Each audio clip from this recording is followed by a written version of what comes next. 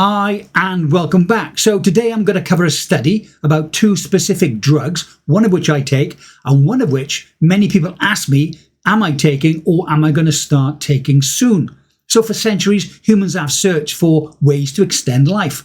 Alchemists may never have found the philosopher's stone, but scientists have consistently shown that a longer life can be achieved by eating less. Well, at least in certain studies which use lab animals. But can we find a way to live longer while still enjoying our food? Compounds that mimic the biological effects of dieting could be the answer. There are, at present, two very popular diet mimicking drugs. In this new study, researchers found that rapamycin prolongs life almost as consistently as eating less.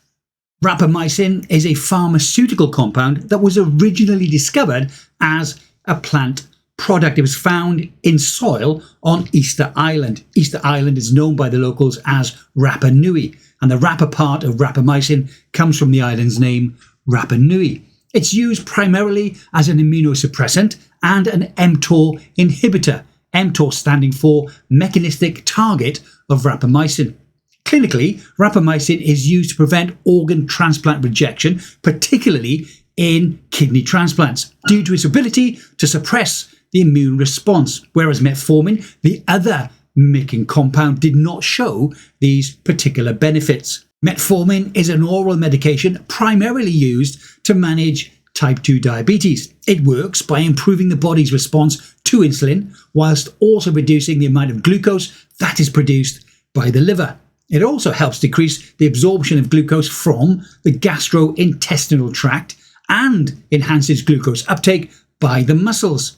Metformin does not stimulate insulin secretion, which makes it less likely to cause hypoglycemia, this when compared to other diabetes medications. It is usually prescribed as a first-line treatment for individuals who already have type 2 diabetes, especially those who are overweight or obese, due to its effectiveness and favourable safety profile. So eating less, or dietary restriction as it is sometimes called, has been the gold standard for achieving a longer life ever since a certain study nearly a century ago. This study used laboratory rats. Those that ate less surprised the researchers by outliving their well-fed counterparts. But for many people, sticking to a permanent diet is hard and is far from enjoyable, and I can attest to this as I'm now pretty much OMAD, which is one meal per day. But that said, going from 3 or 4 meals a day and snacks to intermittent fasting, so skipping breakfast and not eating my first meal of the day until afternoon, was certainly no easy feat. It took around 6 months before I was able to have my dinner at 7 p.m. the night before and not feel the need to eat again until noon the next day. That said, it was not a dry fast. I did keep my hunger pangs at bay by drinking water and a lot of black coffee. It took around another 3 or 4 months for me to then move my dinner back from early evening, around 7 or 8 p.m. at night, to 5 p.m. in the afternoon. This then reduced my eating window to around 5 hours, that being noon until 5 p.m. As I said, I'm now OMAD, 1 meal a day, but my 1 meal a day is kind of split. I can't consume all of my calories at one sitting. So between noon and 1 p.m, I have the majority of my food, so the greatest lion's share, if you like, of my calories. This is usually steak or chicken or homemade beef burgers, but no bun, or homemade sausages. And 9 times out of 10, I'll also have with that 6 eggs and sometimes vegetables and or an avocado, depending on the size of the avocado. That keeps me full pretty much till the rest of the day. Now, if I do then feel peckish later on in the day, I'll have a small yogurt, and this is usually when I have my resveratrol 2. Or I will have a very small bowl of nuts with some coffee and heavy cream. Now, I seldom feel the need to eat again, but if I do, and this does happen very infrequently, I will drink some fruit tea or chamomile tea with mint. My ultrahuman ring does tell me when my caffeine window is closed, and this is usually around 3 p.m. in the afternoon. So back to dietary restriction and the study. If taken to extremes, it can be bad for your health. The question is often posed, when does intermittent fasting, if taken to extremes, become an eating disorder? The eating disorder when people intentionally restrict food intake and often lose a significant amount of weight is called anorexia nervosa. It is characterized by an intense fear of gaining weight, a distorted body image, extreme calorie restriction and avoidance of food, and can also include excessive exercise or some other behavior that will help people to lose weight.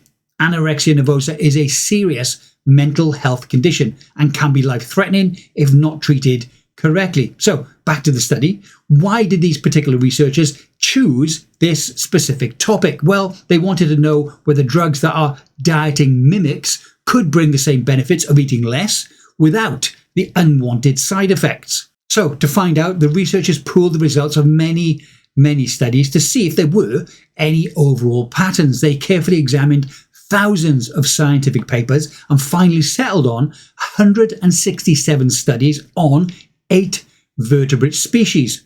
These range from fish to monkeys. They then compared 3 longevity strategies, those being eating less, taking rapamycin, or taking metformin. The researchers found that eating less still came out on top as the most consistent way to prolong life in these animals, but rapamycin was very close behind. Metformin, on the other hand, showed no clear benefits. The life extension effects of eating less was the same in both sexes, and it didn't matter whether the diet plan involved eating smaller portions or intermittent fasting. That makes rapamycin one of the most exciting leads for new anti-aging therapies.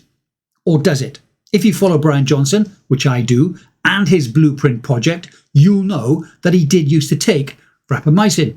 But as of the 25th of January 2025, so fairly recently, he stopped.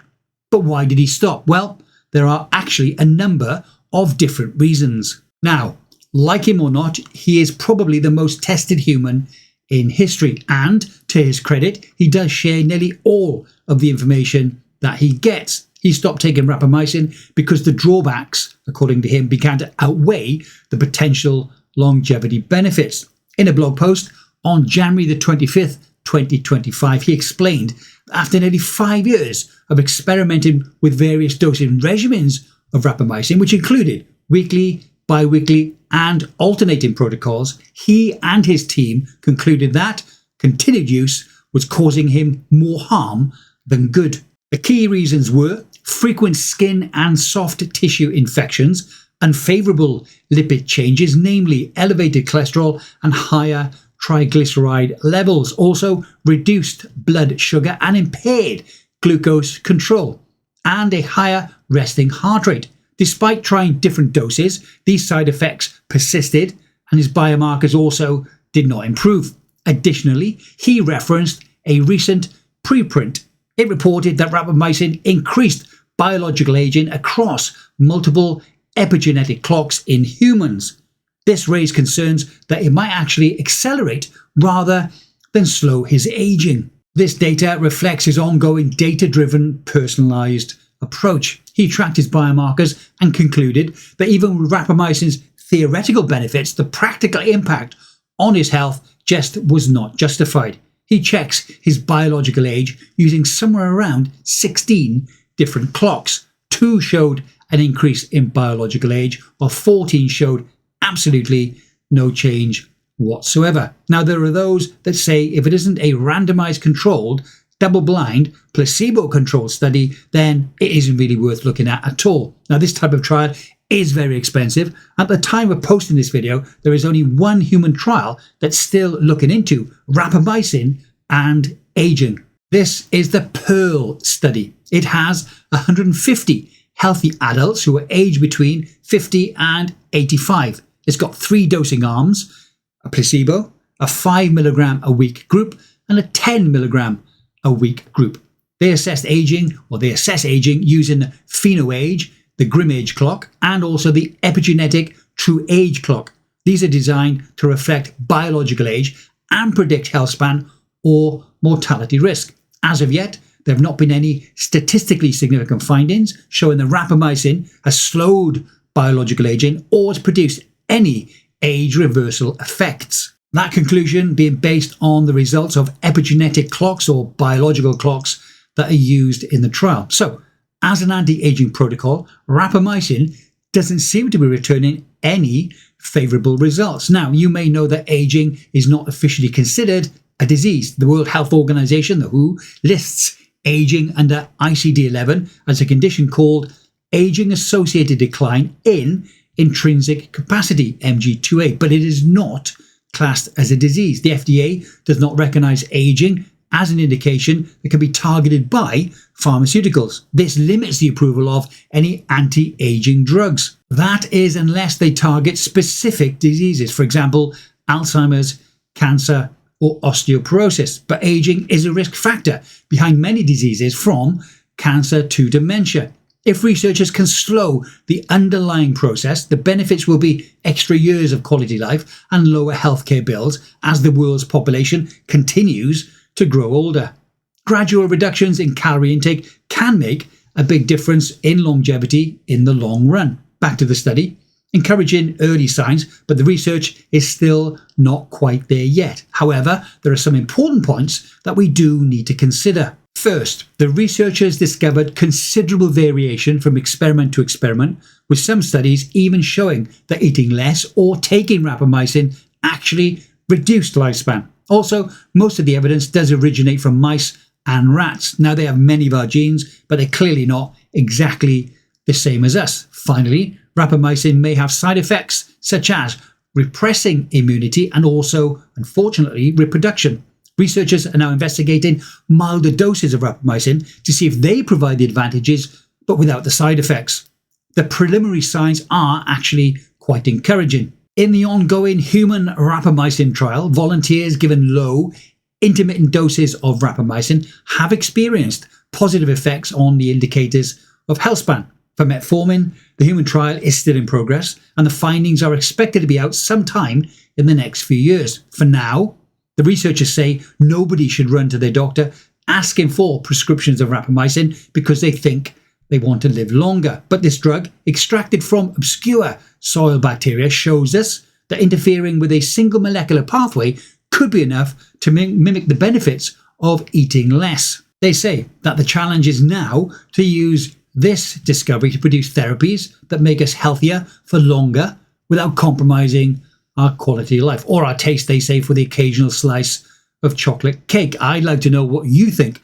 Is rapamycin worth the risk? Now, if you follow the channel, you'll know I started to take NMN before there were any human trial results. And the first safety trial was out of Japan. I think it was published well after I'd started, maybe a few months of me taking NMN.